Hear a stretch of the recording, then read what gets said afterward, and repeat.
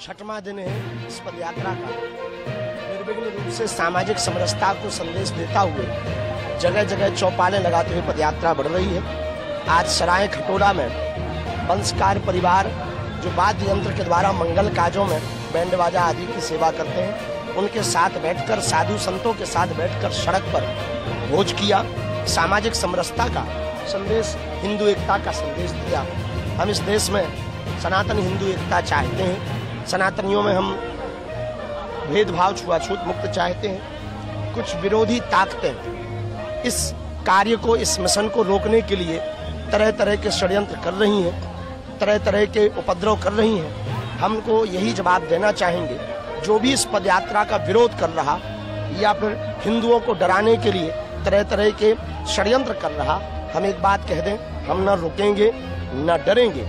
यदि आज भारतीय एक नहीं हुआ, 150 करोड़ लोगों की 150 किलोमीटर की ये पदयात्रा है, यदि सभी एक नहीं हुए तो जो बम धमाका दिल्ली में हुआ है, ऐसा भारत के हर गली कोने में होता दिखाई देगा। इसी के लिए आवश्यकता है एकता की, यूनिटी की।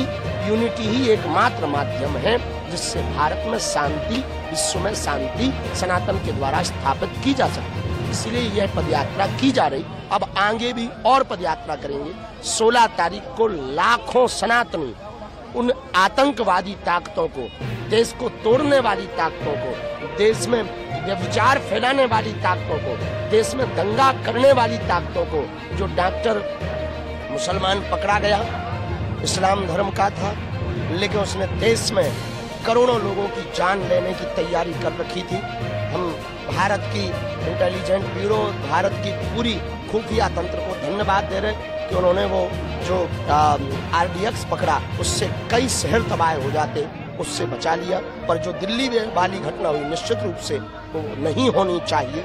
हम ऐसी आज की पदयात्रा में संपूर्ण भारत को पुनः सामाजिक समरसता के लिए, भारतीय और सनातनी एकता के लिए आह्वान कर रहे हैं कि आओ 16 तारीख को वृंदावन में, वरना हर मोहल्ले में धमाके होंगे।